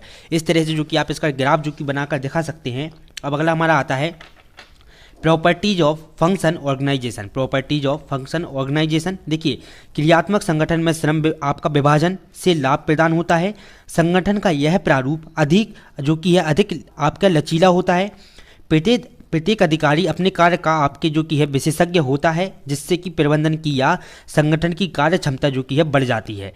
इस संगठन में अनुसंधान, ठीक, रिसर्च को आपके प्रोत्साहन मिलता है। ठीक है, कर्मचारियों को अपनी योग्यता तथा कुशलता के अनुसार कार्य मिलता है। क्रियात्मक संगठन के द्वारा व्यापारी के विकास एवं उन्नति की प्रबल संभावना होती है। इसमें विभिन्न योजना वाले व्यक्ति को अपनी योग्यता का लाभ प्राप्त होता है। ठीक है, मानकीकरण, मतलब कि एक विशेषज्ञ को आपके आपके प्रोडक्शन करने में सहायता मिलती है। और इसके बाद देखिए आपका अगला आता है 9वां, क्रियात्मक संगठन द्वारा कुशल एवं विशेषज्ञ परिवेक्षण से कार्य की आपकी गुणवत्ता को सुधार आता है। तो इस तरह से जो कि है आपका ये पूरा लेसन जो कि ख़त्म होता हुआ। ठीक, अब इसके बाद देखिए अगला लेसन आपका स्टार्ट होता है, जिसका नाम है आपका नेतृत्व एवं अभिप्रेरण, मतलब कि लीडरशिप एंड मोटिवेशन। आप किसी को भी अपने जो कर्मचारी आपको उनका कैसे लीडर उनको करेंगे, आप अच्छी लीडरशिप कैसे बन सकते हैं, आप उनको कैसे मोटिवेशन करेंगे, अभिप्रेरित कैसे काम करने के लिए करेंगे, इन सभी के बारे में जो कि हम जानेंगे। एक प्रभावी नेता के गुण, ठीक, अब एक प्रभावी नेता के गुण क्या क्या होते हैं इसके बारे में हम जानते हैं। देखिए, पारंपरिक विचारकों का ठीक मत था, पर आपके जो पारंपरिक विचार थे उनका मत था कि नेता पैदा होता है, लेकिन अब यह स्वीकार कर लिया गया है कि कोई भी व्यक्ति नेता के गुण प्राप्त कर सकता है तथा प्रभावी नेता बन सकता है। एक कुशल नेता को लक्ष्य निर्धारित करना पड़ता है और प्रत्येक व्यक्ति को उसकी क्षमता के अनुसार कार्य जो कि है आवंटित करने के लिए यह देखता है कि यह कार्य पूर्ण रूप से पूर्ण संतुष्टि के साथ संपन्न हुआ अथवा नहीं हुआ। वह अपने दल के सदस्यों का विश्वास प्राप्त कर बहुत खुश या आनंदित होता है तथा उसके सदस्यों को कार्य करने के लिए जो कि है प्रेरित भी करता है। मतलब कि एक अच्छा जो लीडरशिप, आपका जो अच्छा मोटिवेशन, जो आपका एक अच्छा लीडरशिप, जो आपका एक अच्छा नेता होगा, ठीक है, वो क्या करेगा, अपनी जो इंडस्ट्री में काम कर रहे वर्कर्स को जो कि है सहानुभूति देगा, उनकी स्किल्स को बढ़ावा देगा, ठीक, उनकी हर मदद जो कि है उनकी कमियों को बताएगा और जो अच्छा काम कर रहे हैं उनकी भी तारीफ करेगा। ठीक, तो एक अच्छे नेता के गुण जो कि हम आपको यहाँ पर पढ़ा रहे हैं। देखिए, अब इसमें नीचे है कि पीटर एफ डुकर के अनुसार नेता की क्षमता का प्रथम परीक्षण उनके सदस्यों के न्यूनतम आपके व्यवधान तथा अधिकतम दक्षता के साथ कार्य से बनाए रखने की क्षमता में आपका निहित है। नेतृत्व एक कला है, इसे संवेदनशीलता के साथ सीखा तथा लागू किया जाना चाहिए। नेतृत्व के गुणों को निम्न प्रकार समझा जा सकता है। देखिए क्या क्या गुण होते हैं। देखिए, एक अच्छे जो कि है संदेहवाहक, ठीक, अच्छे संदेहवाहक, क्षमता एवं कुशल युक्त होना चाहिए, दया अथवा सहानुभूति युक्त होना चाहिए, कि सहिष्णुता या आपका सहन शक्ति युक्त होना चाहिए। मतलब कि कोई भी जो आपका घाटा वगैरह हो तो उसको गुस्से को कंट्रोल करने वाला होना चाहिए, सीधा सा मतलब आप समझे। देखिए, व्यापक दृष्टिकोण वाला होना चाहिए, उदारता युक्त होना चाहिए, नेतृत्व आपका चरित्रवान होना चाहिए, दूरदर्शी होना चाहिए, मतलब कि दूर की सोचने वाला होना चाहिए, निर्णय लेने की क्षमता वाला व्यक्ति होना चाहिए और साहसी व्यक्ति होना चाहिए। ये सभी क्या है, एक अच्छे नेता के जो कि है गुण हैं। ठीक है, अब इस अगला क्या है 10वां आपका, यह है निर्माण करने की क्षमता, ठीक, दल निर्माण करने की क्षमता, मतलब कि एक ग्रुप बनाने की क्षमता उस व्यक्ति में, व्यक्ति की भावना और आपके मानवीय होना चाहिए और प्रगतिशील होना चाहिए, ठीक। अब यहाँ पर आपका अगला पॉइंट आता है कि नेता एवं प्रबंधन में अंतर, आपका नेता और प्रबंधन में अंतर। देखिए यहाँ पर आप देख सकते हैं लीडरशिप, ठीक, एक लीडर में और एक प्रबंधन मतलब कि मैनेजर में अंतर क्या होता है, ठीक, अंतर का आधार, ठीक है, ये है नेता और ये इस साइड है आपके क्या, प्रबंधन। सबसे पहले आपका जो कि है आधार है क्या, अर्थ या मतलब, ठीक है। नेतृत्व लक्ष्यों एवं उद्देश्यों की प्राप्ति हेतु आपका प्रेरणा शक्ति है नेता की, ठीक है। और प्रबंधन की क्या है, प्रबंधन कार्य करवाने का एक अधिकारी है, ठीक, कार्य करवाने वाला क्या है, एक अधिकारी है। दूसरा है आपका कार्य करने का क्षेत्र, नेता के द्वारा उचित नेतृत्व करके अपने साथियों या आपका अनुयायियों के मध्य आपका संबंध स्थापित करना, ठीक, करवाना सॉरी।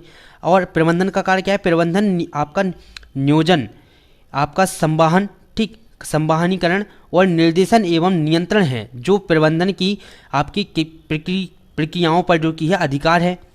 अधिकार, आपका अधिकार देखिए नेता की क्या अधिकार है, नेता का अधिकार आपका औपचारिक होता है क्योंकि वह आपका अनुयायियों की स्वीकृति पर निर्भर करता है।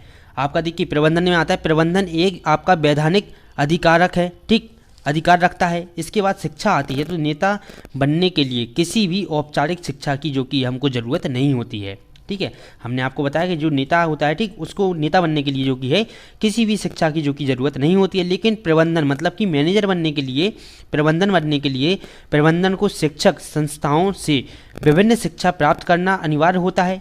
आपका स्थायित्व देखिए, स्टेबिलिटी क्या है, नेतृत्व कभी आपका स्थायित्व ना रखने वाली सतत आपको जो परिवर्तनशील तथा अति आपका ज्ञातमक होना चाहिए। प्रबंधन क्या है, प्रबंधन सामान्य आपका स्थायित्वपूर्ण होता है, ठीक। संरचना पे अगर हम आएँ तो संरचना में हम बात करेंगे, संरचना में अगर हम नेता की बात करें तो देखिए नेतृत्व की संरचना संगठित तथा असंगठित दोनों रूप में जो कि है कार्य कर सकती है, इसलिए इसका सिद्धांत लचीला होता है, ठीक। लेकिन प्रबंधन जो होता है, प्रबंधन सामान्य आपका संगठन रूप से ही कार्य करता है, इसलिए यह दृढ़ मतलब कि दृढ़ या आपका बहुत कम लचीला जो कि है होता है। अब इसके बाद देखिए लास्ट हमारा पॉइंट आता है क्या, संगठन, आपका देखिए संगठनात्मक वातावरण, ठीक है। नेता सदैव संगठन की भलाई के लिए वातावरण में परिवर्तन करते हुए जो कि यह कार्य करता है। लेकिन जो आपका प्रबंधन होता है, प्रबंधन संगठन के वातावरण के अनुसार स्वयं को ढालने का प्रयास करता है, ठीक। अगला आपका क्वेश्चन आता है कि नेतृत्व की विभिन्न शैलियों को समझाइए। जो आपका नेतृत्व होता है उसकी हम विभिन्न शैलियों को जो कि समझाएंगे, ठीक है। आपका नेतृत्व की निम्नलिखित 3 श्रेणी जो कि है होती है। पहला आपका होता है मोटिवेशनल, ठीक, अभिप्रेरणात्मक शैली। दूसरा होता है शक्ति शैली, ठीक। तीसरा होता है परिवेक्षण शैली, ठीक है। पहला आता है आपका अभिप्रेरणात्मक शैली। तो देखिए इसके अंतर्गत हम क्या पढ़ेंगे, अभिप्रेरणात्मक शैली के अंतर्गत देखिए नेतृत्व की शैली में संगठन की आपकी जो कार्यकर्ताओं को 2 प्रकार से जो कि है अभिप्रेरित किया जा सकता है, मतलब कि बांटा जा सकता है। एक पहला आपका आता है कार्यकर्ता को प्रोत्साहन करके, दूसरा आता है दंड या आपका दबाव डालने की शैली, ठीक। किसी भी जो कि कार्यकर्ता आपका है उसको आप प्रोत्साहन करके, ठीक, मोटिवेट करके जो कि उसको आगे बढ़ा सकते हैं। दूसरा क्या है, दंड या दबाव डाल के जो कि उसको शैली को जो कि उजागर कर सकते हैं। इसके बाद दूसरा आपका आता है शक्ति शैली। शक्ति शैली क्या है, इस शैली के अंतर्गत नेता अपनी सतत या शक्ति का प्रयोग करके अपने कार्यकर्ताओं से कार्य करवाता है, ठीक। इस शक्ति शैली के अंतर्गत क्या आता है, हम अपनी पावर से जो कि है किसी भी काम को पूरा कराते हैं। तीसरा आता है परिवेक्षण शैली। इस शैली के अंतर्गत नेतृत्व या नेता अपने नीचे कार्य करने वाले कर्मचारियों का परिवेक्षण, ठीक, 2 प्रकार से कर सकता है। पहला क्या है, जब वे कार्य के महत्व को ध्यान में रख के अपने नीचे काम करने वाले कर्मचारियों से व्यवहार करें, मतलब कि अच्छा व्यवहार रखें। दूसरा है जब वे अपने नीचे काम करने वाले कर्मचारियों को ध्यान में रखकर जो कि है कार्य करें, ठीक है। तो 2 प्रकार के जो कि इसमें हो गए हैं। अब आता है आपका मोटिवेशन, मतलब कि अभिप्रेरण का सिद्धांत समझाइए। मोटिवेशन का जो कि सिद्धांत समझाइए। देखिए अभिप्रेरण मतलब कि मोटिवेशन एक आपका प्रेरक शक्ति है जो हमें संचालित करती है। अतः अभिप्रेरण के अंतर्गत प्रेरण शक्ति अभिप्रेरण के अंतर्गत प्रेरण शक्ति संचालित करना, निर्देशन करना, आपका शक्ति जो कि है प्रार्थना करना और निष्ठा तथा आपका जुड़ाव के साथ वचनबद्धता मतलब कि वचन की जो कि है पालन करना। ठीक, अभिप्रेरण मोटिवेशन एक आपका जो उद्दीपन शक्ति है जो व्यक्तियों को पूर्ण निर्धारित लक्ष्यों की प्राप्ति हेतु कार्य करने के लिए जो कि है तैयार करती है, कार्य करने को जो कि तैयार करती है। मोटिवेशन देखिए क्या है, मोटिवेशन क्या है, अगर आप चाहें तो देखिए मोटिवेशन को हम साधारण बातों में समझ सकते हैं कि मोटिवेशन के द्वारा अगर किसी व्यक्ति को आप समझाएं, उसको मोटिवेट करें, तो उसको जो कि कार्य करने की क्षमता है वो कार्य करने की क्षमता उसकी बढ़ जाती है। ठीक है, और वो अपने लक्ष्य को जो कि है जल्दी से प्राप्त कर लेता है। अगर आप किसी को भी मोटिवेट कर दें तो वो क्या है अपने लक्ष्य की ओर जल्दी से जो कि प्रभावित हो जाएगा और किसी भी काम को जल्दी से कर देगा। दूसरा आता है हमारा अगला क्वेश्चन, अभिप्रेरणा की परीक्षा जो कि है परिभाषा लिखिए। अभिप्रेरणा की जो कि है परिभाषा लिखिए। देखिए विभिन्न आपके विशेषज्ञों के अनुसार अभिप्रेरण को अलग अलग रूप में परिभाषित किया गया है। ठीक, विलियम जी आपके स्कॉट के अनुसार अभिप्रेरण वांछित लक्ष्यों की प्राप्ति हेतु मनुष्य को कार्य करने के लिए प्रेरित करने की क्रिया है। देखिए हमने जो आपको अभी समझाया वही लिखा हुआ है कि मोटिवेशन के द्वारा हम किसी भी लक्ष्य को जो कि है प्राप्त करने के लिए जो कि मनुष्य की कार्य करने के लिए प्रेरित करती है। ठीक, मोड के अनुसार जो कि अभिप्रेरण के संगठन के लक्ष्यों की प्राप्ति करने हेतु किए जाने वाले आपके प्रयत्नों की इच्छा के रूप में परिभाषित किया जा सकता है। अभिप्रेरण की विशेषताएं जो आपकी मोटिवेशन है उसकी विशेषताएं क्या क्या होती हैं जो जानते हैं हम। मोटिवेशन एक मनोवैज्ञानिक आपका संकल्पना है। मोटिवेशन एक सतत प्रक्रिया है। मोटिवेशन एक जटिल कार्य है। मोटिवेशन आपका मुखिया एवं अमौखिक दोनों, मौखिक एवं अमौखिक दोनों प्रकार से हो सकता है। और मोटिवेशन एक व्यक्तिगत गुण है और आपका अभिप्रेरण एक क्या है, प्रणालीकृत कार्य है। तो ये था मोटिवेशन के जो कि है कुछ आपके विशेषताएं। साथ में हमारी विशेषता है क्या, अभिप्रेरण मोटिवेशन गुणक एक आपका शक्ति बोधक बल है। ठीक, मोटिवेशन में आपको वही समझाया कि मोटिवेशन जो कि क्या होती है, आपको एक ऊर्जा मिलती है मोटिवेट अगर आपको कोई कर दे तो। अभिप्रेरण मोटिवेशन एक द्विमार्गी प्रक्रिया है क्योंकि अभिप्रेरण तभी अभिप्रेरित कर सकता है जब दूसरा व्यक्ति उसे स्वीकार करने या प्रतिक्रिया करने को तैयार हो या तत्पर हो। ठीक, तत्पर हो। अब देखिए इसका लाइन का मतलब क्या है, मोटिवेशन आपका तभी काम करेगा जब कोई व्यक्ति हो, ठीक है, वो किसी काम को करना चाहता हो।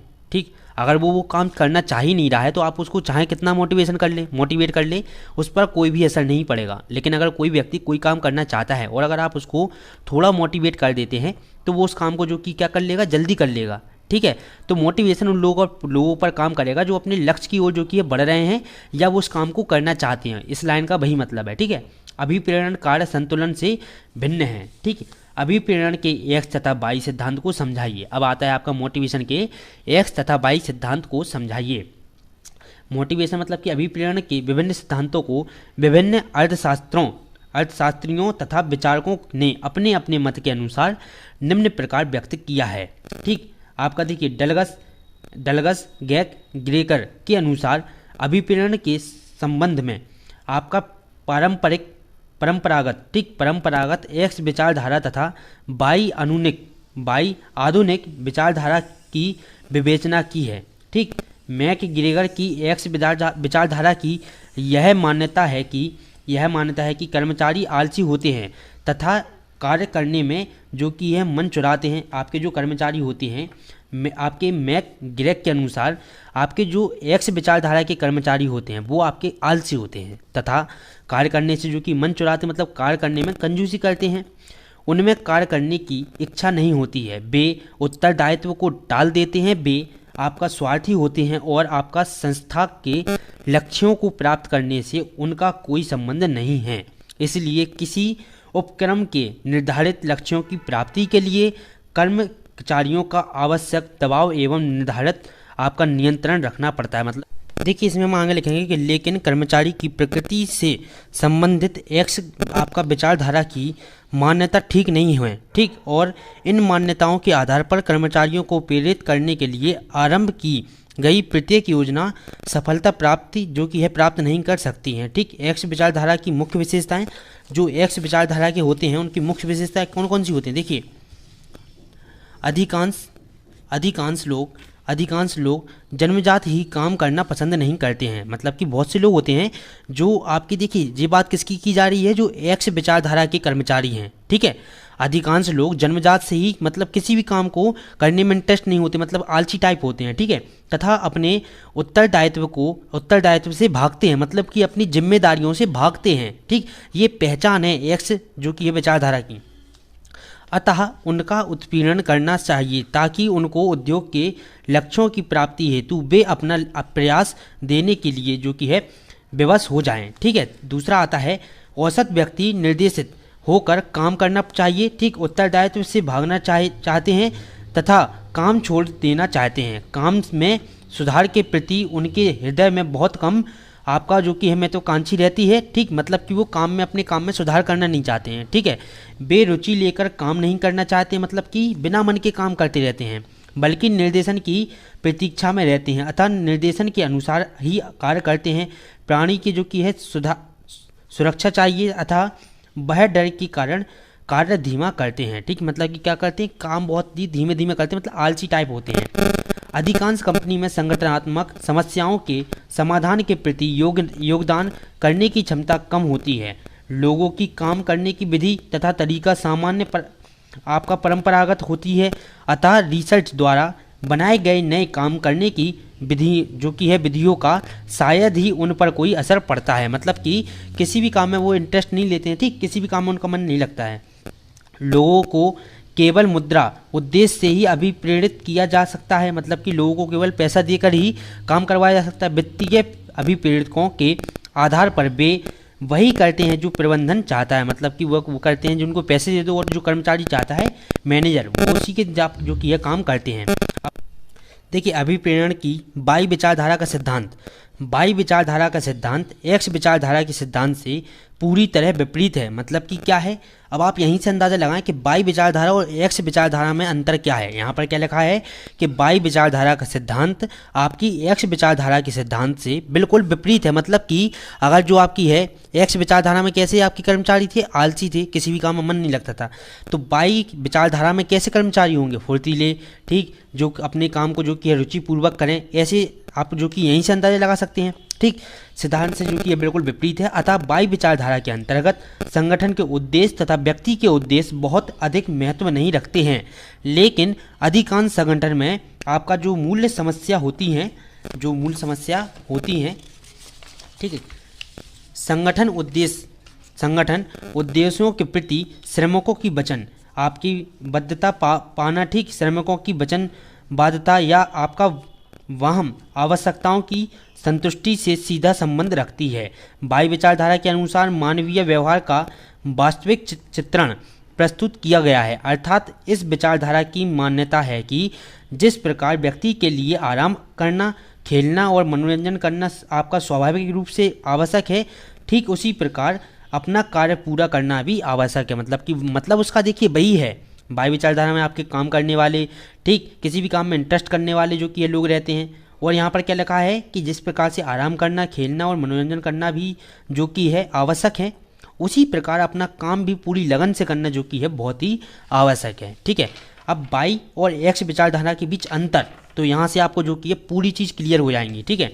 बाई विचारधारा और एक्स विचारधारा, सामान्य व्यक्ति काम से दूर रहना पसंद करते हैं। जो एक्स विचारधारा के लोग हैं वो क्या करते हैं, आपके काम से दूर रहना पसंद करते हैं, या आप कह सकते हैं आलसी रहते हैं, ठीक है। लेकिन बाई विचारधारा के व्यक्ति, सामान्य व्यक्ति के लिए आपके बौद्धिक एवं शारीरिक कार्य उतना ही आवश्यक होता है जितना कि भोजन और आराम। देखिए बाई विचारधारा में जो आपके व्यक्ति होते हैं उनका काम उतना ही ज़रूरत होता है, जो उसके काम की जो कि उतनी इंपॉर्टेंट देते हैं जितनी कि वह भोजन की और आराम की ज़रूरत होती है, ठीक है। कार्य के प्रति उदासीनता के कारण अधिकतर व्यक्तियों से कार्य करवाने के लिए उत्पीड़न, कठोर नियंत्रण तथा भय का वातावरण बनाना पड़ता है। मतलब कि जो एक्स सिद्धांत में, एक्स विचारधारा में आपके जितने भी कर्मचारी आते हैं एक्स सिद्धांत में, इस एक्स सिद्धांत में क्या होता है, किसी भी वर्कर को काम कराने के लिए हमें जो कि उत्पीड़न का मतलब कि कठोरता से जो कि उन पर निर्णय लेना होता है, ठीक, उनसे नियंत्रण और भय का वातावरण बनाना पड़ता है, मतलब कि एक डर उनके अंदर जगाना पड़ता है। लेकिन बाई सिद्धांत में क्या होता है, संगठनात्मक उद्देश्यों को प्राप्त करने के लिए दंड या भय का वातावरण बनाना ही एकमात्र तरीका नहीं है। इसमें हम क्या करते हैं, उनको मोटिवेट करते हैं, जितने भी आपके कर्मचारी हैं उनको क्या करते हैं, मोटिवेट करते हैं। तीसरा आता है सामान्य व्यक्तियों में उत्तरदायित्व निभाने की एक कार्य ही शुरुआत नहीं करने की जो कि यह भावना का अभाव पाया जाता है। ठीक, सामान्य व्यक्ति किसी भी परिस्थिति में अपने दायित्व निभाने के लिए जो कि यह तत्पर रहता है। चौथा आता है कि सामान्य व्यक्ति महत्वाकांक्षी नहीं होता बल्कि निर्देशन एवं आदर्श प्राप्त करना पसंद करता है। चौथा है इसमें कि सामान्य व्यक्ति महत्वाकांक्षी होता है, वह स्वयं निर्देश प्राप्त करता है और नियंत्रित होता है।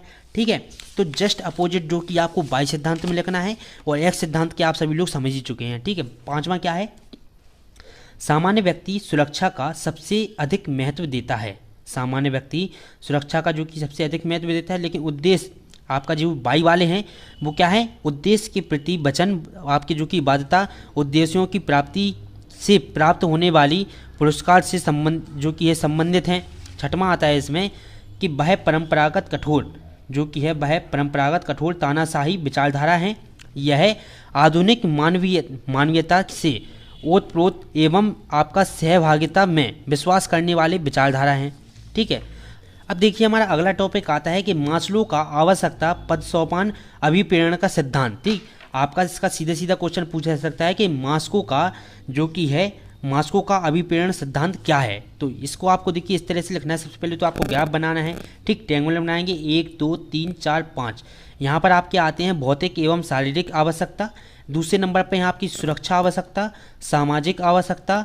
यहाँ पर आपके आती है परिस्थिति या आपका अहम जो कि है आवश्यकता, और यहाँ पर आती है आत्मसंभव आवश्यकता। ठीक है, आपका देखिए महान वैज्ञानिक मास्लो ने अभिप्रेरण के सिद्धांत को आपका 5 सोपान या सीढ़ी के रूप में जो कि है 5 भागों में विभाजित करने में निम्न व्यक्त किया है। ठीक, पहला आपका आता है भौतिक आवश्यकता एवं शारीरिक आवश्यकताएं। ठीक है, नीचे शुरुआत करते हैं हम।